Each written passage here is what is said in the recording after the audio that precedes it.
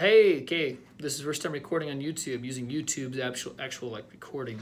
It just seemed easier than having to record on a different device and download for a quick video like this one. So really quick, my name is Cameron Chamberlain, real estate agent with Keller Williams here in Utah. Wanted to share a few thoughts about pricing your home properly. So right now it's fall, almost November 2018, and you really get just a quick summary, I guess, seasonal. Real estate's seasonal. It is. You definitely have the high times in the summer and spring, and it slows down in the winter and fall, and that's just something that happens.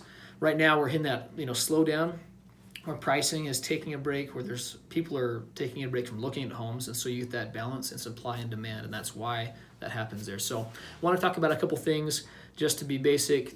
Pricing. There's always two different prices: the price that the market will bear, and the price that an appraiser will value your home at. And it's never the value you'd want to put on it. There's memories that's special to you, and that's understandable. When you get on the market, you definitely have to follow those guidelines. You need to be within both of those to sell your home.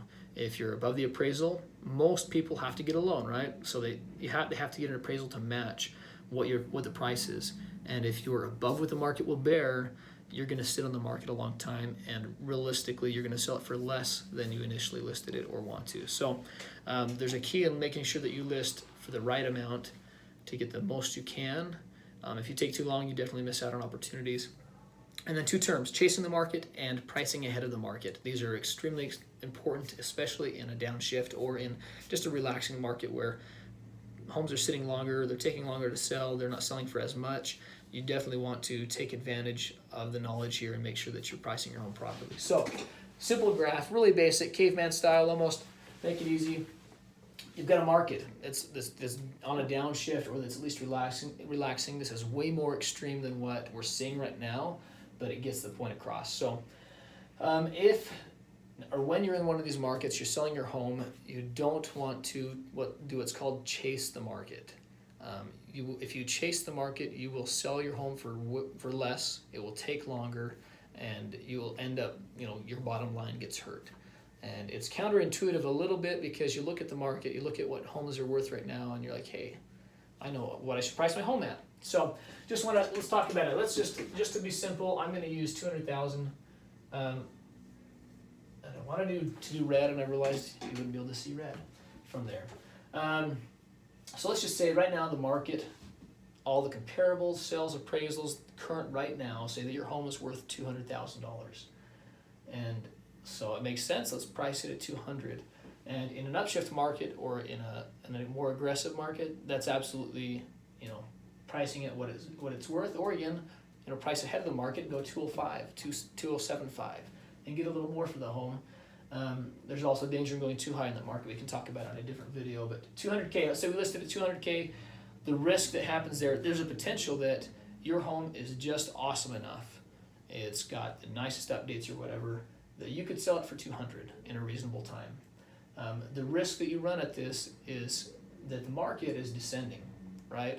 So you price at $200, well, a week later, comparable homes are selling for $195, and you're at $200.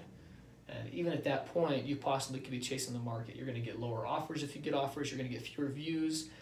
When you market a home, it truly boils down to that pricing is the best way to market. People shop within their price range, not outside. If you're outside the price range, you're not going to get showings. So you've got to price properly.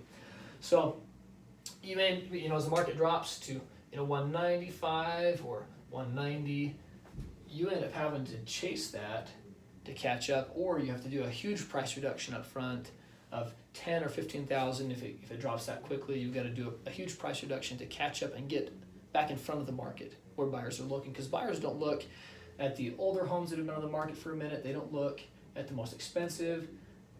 They're looking for a deal. Pretty much everybody's looking for a deal. And so if you are not a good deal, you're going to get looked over quite a bit and end up sitting, and in the end, selling for much less. You could be selling for 170, 180 at that point, 185 before you actually sell, because you sat in the market too long. The strategy, really, what you should do, if market, and this is not perfect, every market's a little different, but as far as what, your home and making sure that you're getting the most you can, if the market says your home's worth 200, I would suggest you list it somewhere in 195 up front. Right up front, you list 5K less or 7,000, 7,500 less than what the market says it's worth. And often what you get is, well, this is where all the buyers are looking.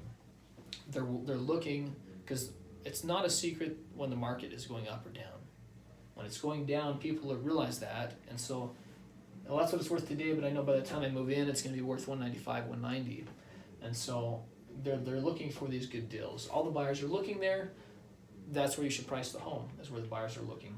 Because if you do that, you'll get a lot of attention. You'll get a big hype. When you initially list a home, there's always a lot of energy around that. And if you don't take advantage of that energy, you're wrong.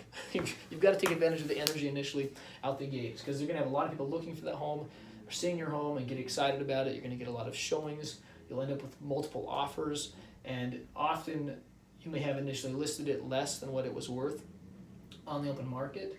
But if you get the right energy on there, you're going to end up selling it for possibly the 200 or more. And so that strategy works in even upswing markets where the thought would be, let's list it a little higher because the market's going to meet that. We're always trying to get the most we can. Let's list it a little higher.